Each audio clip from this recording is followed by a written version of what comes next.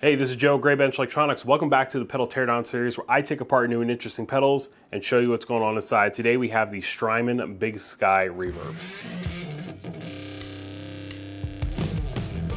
The Strymon Big Sky, very popular reverb pedal, very powerful. It's probably the second most popular Strymon pedal after the Timeline, which is the delay Strymon pedal in the same sort of format. So we have a nice anodized, it feels like aluminum, it feels too light to be steel. Anodized aluminum, looks like 16 gauge or so.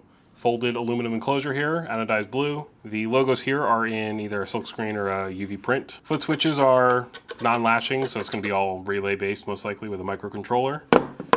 We do have a couple rotary encoders, and these are push button encoders. And then these feel just like standard potentiometers. Top side, we have the 1/4" jack, so stereo in left and right, stereo out left and right, expression pedal. There's a switch to turn on a cab, like a cab simulator. MIDI in and out, which is neat, and a 9-volt DC jack. I believe the power requirements are pretty significant. Let me look that up. Actually, not too bad, 300 milliamps. More or less any standard power supply can handle it. Even the simple like one spot adapters, but you can't put it into like the smallest 9-volt outs on your pedal power bricks. If you've watched my videos before, you're probably picked it up by now that digital pedals are not really my forte. So we're going to be on a bit of a learning journey together. As for the rest of the externals on the pedal here, we have a couple rubber feet on the back here, Strymon logo with a serial number, built in USA. Enclosures just screwed together here with 4 flush fitting screws, so they don't interfere with the rubber feet. And also you'll be able to put Velcro over them if you'd like. And your screen here that will show the readouts for the different presets and values. That's about it for the outside of the pedal. Let's go ahead and crack it open.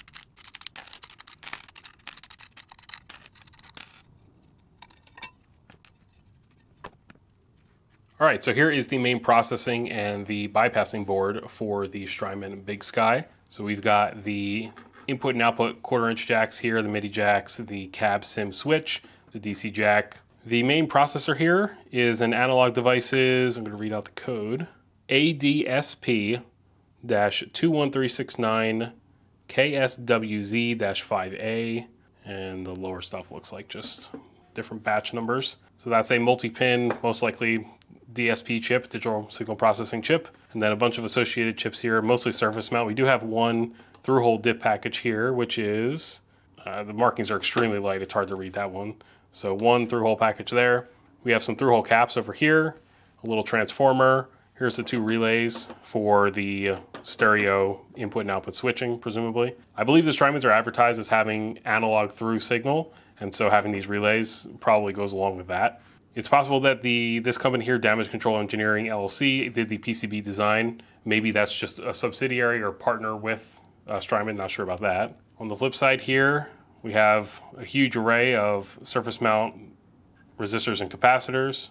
The 1/4" jacks and the MIDI jacks here all have this sort of grounding tab.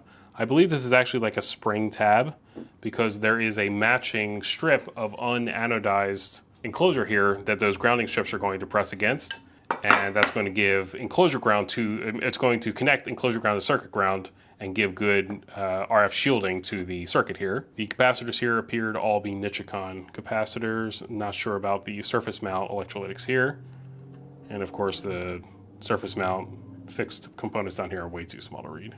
The board here is marked, looks like Multech, M-U-L-T-E-C-H. I'm not sure if maybe that's a PCB manufacturer. Moving over to the display board. So this has the controls, it has the display here. This is the two rotary encoders with the LEDs. And you can see they're all through-hole LEDs, meticulously put into the PCB here. I'm sure this takes a lot of time. Not exactly sure how they do this because the LEDs fit very flush to the top of the enclosure here, so that might be done by hand.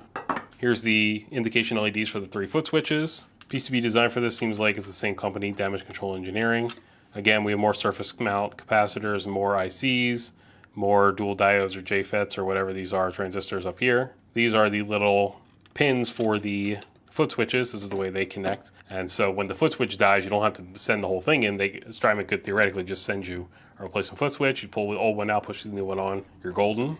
Not much going on the backside here, just the soldering for the through-hole components. Oof, actually some of the soldering down here is kind of rough on these LEDs. We also have a little piece of, I think, nothing, just like a little cutoff here that was just stuck on with flux. But yeah, you can see here, some of the soldering on these LEDs isn't so hot. We've got excessive solder. The middle one looks okay. The right one is a little excessive. The left one, or excuse me, the left one looks a little bit excessive. The right one looks very excessive. Over on this LED here, that one looks better. And on the right side here, same thing, that right leg there has way too much solder on it. That's just the washers falling off. Other than that, the soldering looks really good. As far as the through-hole soldering over here, this all looks fine. All this, that looks good. It's just those LEDs that don't look so hot. And you can see here it has one of these flat ribbon cables. You see a lot of these in like laptops because you have extremely slim space to be able to fit ribbon cables. So they're just these flat pack ones, and you can release them by pulling down on these black clips, and then the whole thing just slides out. So there you go. That is the inside of the Strymon Big Sky. Let's go ahead and put it all back together.